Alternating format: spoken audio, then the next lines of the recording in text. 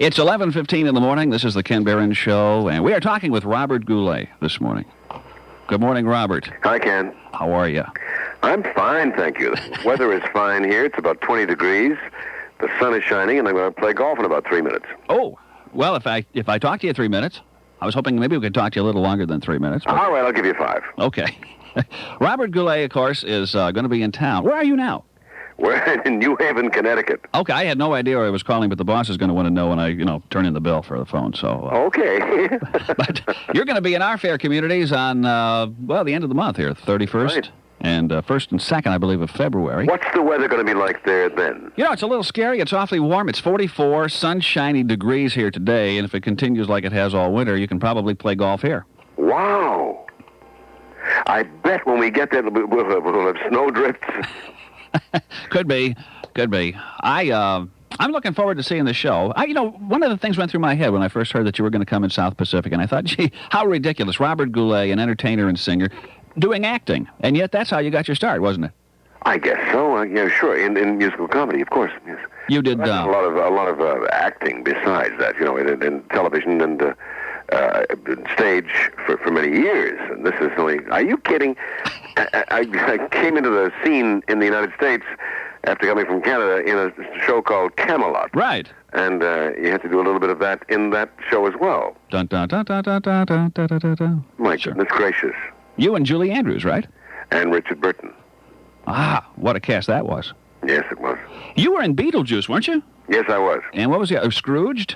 Yes. Also, so you've... It's so similar to somebody saying, after Olivier, Lord Laurence Olivier, did a commercial for something or other, God knows what it was, but some young kid said, Laurence Olivier, who's that? He said, the guy who did the commercial. I said, oh, yeah, he's good. What does that say about new thinking? It means that you're only as good as your last performance. Yeah. I saw you in Las Vegas. In fact, this is one of the things. This is one of my claim to fame. You saw me on the street or in the show? No, backstage. In fact, you were wearing backstage? You were wearing a Teresa Brewer T-shirt at the time. I was wearing a Teresa Brewer T-shirt? Do you have any recollection of that at all? No. This was a good many years ago. Why would I be wearing a Teresa Brewer? I like Teresa Brewer, but why would I be wearing her T-shirt? Was it her T-shirt or just her name? No, it said Teresa Brewer on the front of it, and I thought it was hilarious. I wore it, yes. Huh? Somebody gave it to me, and I wore it. Oh, could be. Anyway, I always tell everybody that I played piano for Robert Goulet in Las Vegas. You did, huh? There were two of us backstage waiting to do an interview. There happened to be a piano there, and I was playing it. So, you walked in and heard me, and I said, yeah, I played for Goulet. And What did you play? I don't remember. It was just, some kind of nonsense thing. Did I sing? You may have, or you may have just said, what the heck is that, when you walked in. I said that, yes. Yeah. But you were very nice, and you were, I don't know. Charming, polite. Sure. Evocative. Yeah. I love yes. I love hearing you sing. Evocative means. Okay, Ken.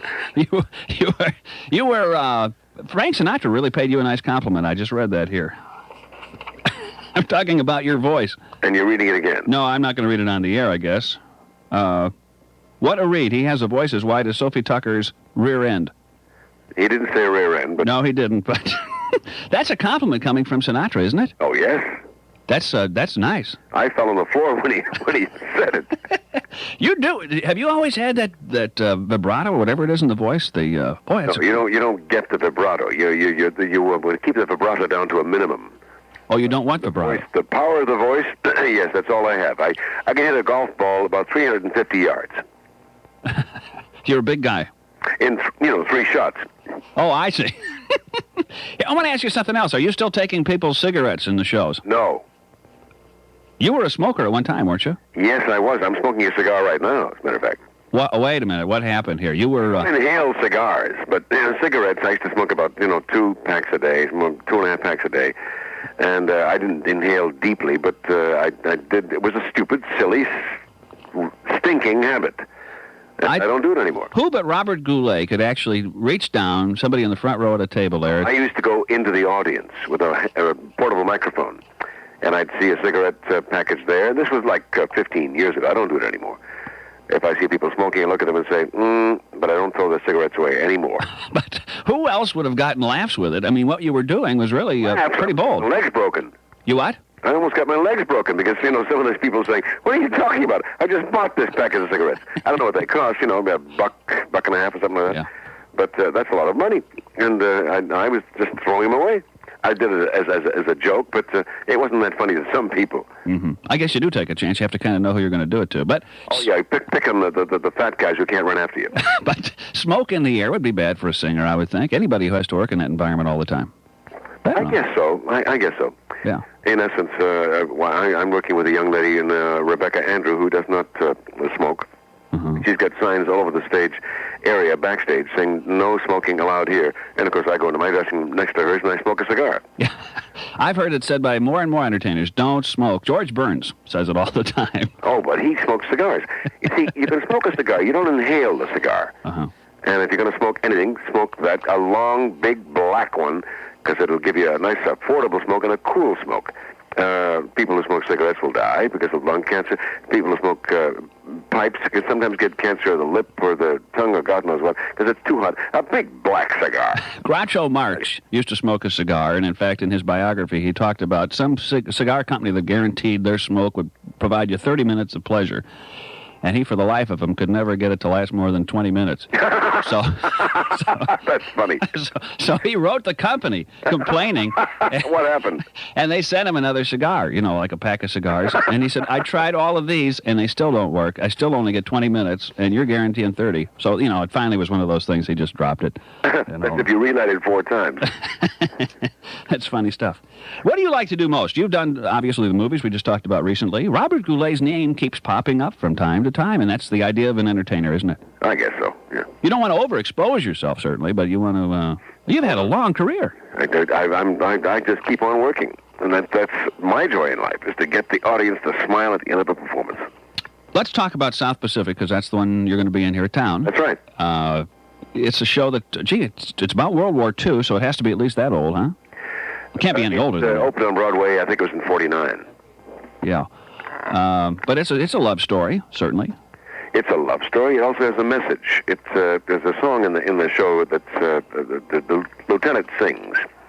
He's concerned about falling in love with a Tonkinese girl and realizes that the Tonkinese girl's mother wants him to marry this girl. He says, I can't marry her. He's from the Deep South, and of course she has a different colored skin. And he said, I can't do that. And she said, then the heck with it. And then he looks at me and he said, at one point, my lady in the show, I play the part of the planter, the French planter, and I fall in love with a nurse who also finds out that I was married to a Polynesian lady. And she said, oh my goodness, I can't accept that. She can't accept it because of her prejudicism. And I'm saying, that's malarkey. Is there something that's born in you? I said, it's not born in you. Of course it isn't. And he said, it's not born in you. It's something that you've got to be taught to hate and fear. You've got to be taught from year to year. You've got to be carefully taught. And this is something that Rodgers and Hammerstein wrote in 49. It took a lot of courage for them to write it then. And it means the same thing then as it does now. In other words, who cares what is the color of your skin? What is your background? Love is what makes the world happen. Well, we should remember that, too, with what's going on in Miami now. And what's going on everywhere. Wow. What's going on in Northern Ireland. Yeah. Afghanistan. Iraq, Iran. South Africa. And next door. It's a pile of malarkey. I guess that's what's great. If you can entertain people but make them think and maybe make the world a better place through it all. It does all in this show. Yeah. It's great music. Is this the kind of show, was this one of the first where the music actually moved along the plot? Or I don't know. Yes, it does. You're right. I think it does, yeah. One of the first, yes. You get a song like I'm going to wash that man right out of my hair, it means something to the show. Mm-hmm. But yeah, because she's had it with him at this point, right? Exactly. Wants to forget him. And there is nothing like a dame. Well, of course, we could sing that anywhere. And Bloody Mary and Honey Bun. Mm-hmm. Very good. Everybody can sing along with this. Musicals probably are more watchable than a lot of other shows. I'm an old movie buff. I love them, And you can watch musicals over and over because the music you love to hear over and over again. Sure. But there's nothing wrong with seeing. In fact, it's even better when you can see it live on stage because there's a whole added presence there. Yes, and I insist upon asking your listeners to bring the kids, bring the 4-year-olds and the 14-year-olds and the 24-year-olds. I mean, we've had people come in to see the show in their 30s and they've never been to the theater in their lives. And the theater is something special. You go there, and it's a miracle. It's happening right there in front of your face. It'll be with you for the rest of your life. Instead of having the kids watching television, going to movies, and seeing a rock concert, bring him to the theater. Okay. We'll do that this month. You will. On the 31st and then the 1st and 2nd of February. If you had some time and you were going to do some golfing or spending a little time, we'd love to have you drop by the station, if you had any time at all to kill. If I can do it, I certainly will. We could continue this. And in the meantime, all the best. It's a pleasure to talk to you again. Well, my pleasure, Ken. Robert Goulet in town in South Pacific at ISU. Call the box office for tickets.